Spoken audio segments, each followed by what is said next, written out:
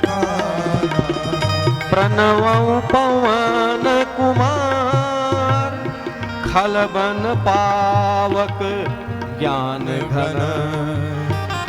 जासु हृदय आगार बसहि राम सर चाप धर।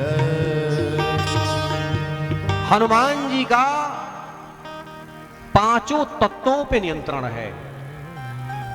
एक ही दोहे को आप स्मरण में लाइए, ध्यान से सुनिए।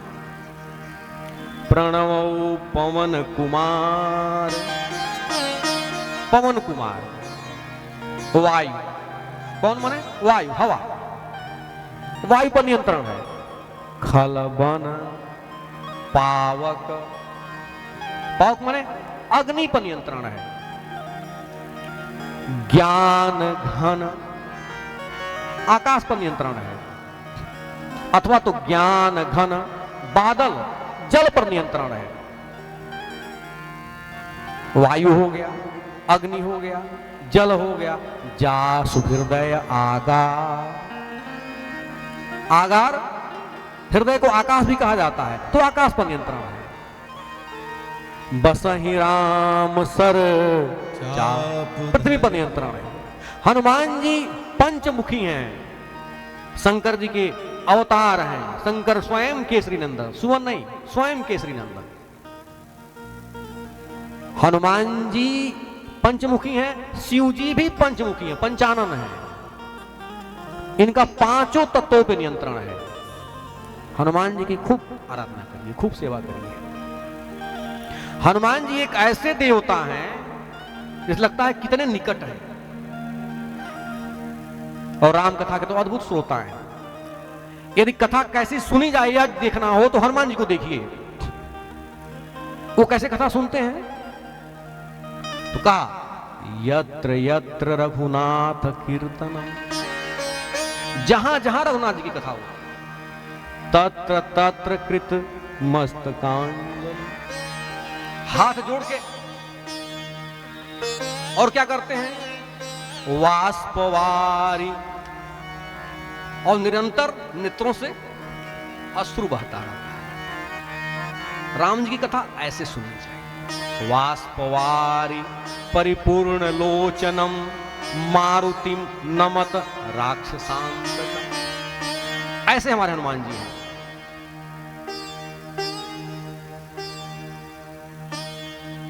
मंगल मूर्ति हैं हमारे रघुनाथ जी, मंगल भवन है और मंगल मूर्ति भी हैं, और हमारे हनुमान जी भी मंगल मूर्ति हैं। विनय पत्रिका का वो पद है, गाइए, मिल के गाते हैं। मंगल मूर्ति मारुति नंदन, गाइए। मंगल मूर्ति मारुति नंदन, सकलय मंगल मूल निकंदन, सकल अमंगल मूल निकंदन। मंगल मूर्ति मारुति नंदन, मंगल मूर्ति मारुति नंदन, सकलय मंगल मूल निकंदन, सकल अमंगल मूल निकंदन। पवन तनय संतन हितकारी, पवन तनय संतन हितकारी, हृदय विराजत अवध बिहारी, हृदय विराजत अवध बिहारी। वंदऊ राम लखन भय देवी, वंदऊ राम लखन भय देवी, ये तुलसी के परम स्नेही, जे तुलसी के परम स्नेही। मंगल मूर्ति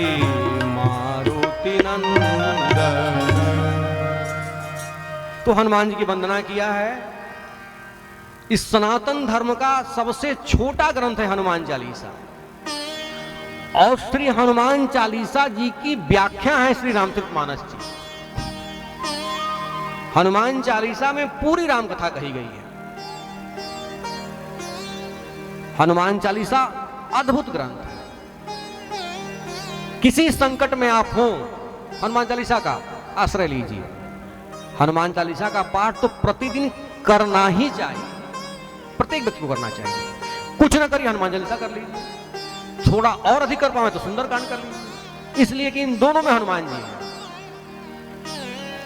और जब तक हनुमान जी को नहीं बुलाएंगे तब तक राम जी नहीं मिलेंगे, क्योंकि राम दुआरे तुम रखवारे। हनुमान जी विप्र हैं, ब्राह्मण हैं, जब जाते हैं ब्राह्मण का वेश बनाते हैं। विप्र रूप धरि कपितः गयौ, जब भगवान के सामने गए तो ब्राह्मण का वेश बनाया। छठे दिन की कथा में आएगा, अथवा तो 7वें दिन के अंतिम विश्राम दिवस पे आएगा। हनुमान जी यज्ञोपवीत धारण करते हैं, कांधे मूज जनेऊ, क्योंकि कपि हैं इसलिए मूज का जनेऊ पहनते हैं, बैरागी हैं तो मूज का जनेऊ पहनते हैं, तो विप्र हैं। और हनुमान जी गुरु भी हैं। जय जय जय हनुमान गोसाई, कृपा करहु गुरु देव की नाई। गुरु बनाइए तो अच्छा बनाइए, गुरु ढूंढिए, अच्छा गुरु ढूंढिए। और यदि ढूंढ लीजिए तो चाहे अच्छा हो चाहे बुरा हो, निर्वहन करिए, गुरु की अवमानना मत करिए। गुरु जी कैसे भी हो, यदि बना लिया तो निर्वहन करिए, और यदि नहीं बनाया और कोई नहीं समझ में आ रहा है तो हनुमान जी को गुरु बना लीजिए।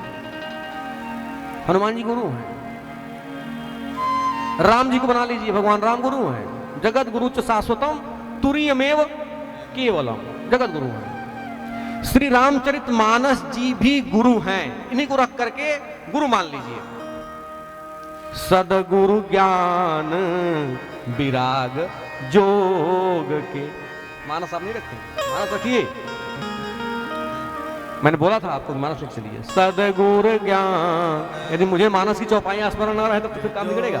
जोग के विबुध वैद भव, ये वैद्य भी हैं और गुरु भी हैं, तो हनुमान जी गुरु हैं। और लंका कांड में जब प्रभु ने धर्मरथ की व्याख्या की विभीषण जी से, तो कहा कि कवच अभेद्य विप्र गुरु पूजा। यदि गुरु ब्राह्मण हो, ब्राह्मण कुल में हो, विप्र हो, और उसको हम गुरु कर लें, तो फिर ये दोनों का जो मेल होता है, जो दो केमिकल मिलते हैं तो कवच बन जाता है। फिर आपका कोई बाल बांका भी नहीं कर सकता। ऐसे गुरु को करने से, ऐसे गुरु के शरण में जाने से आपका कोई बाल बांका नहीं कर सकता। और हनुमान जी विप्र भी हैं और गुरु भी हैं, तो कवच बना देते हैं।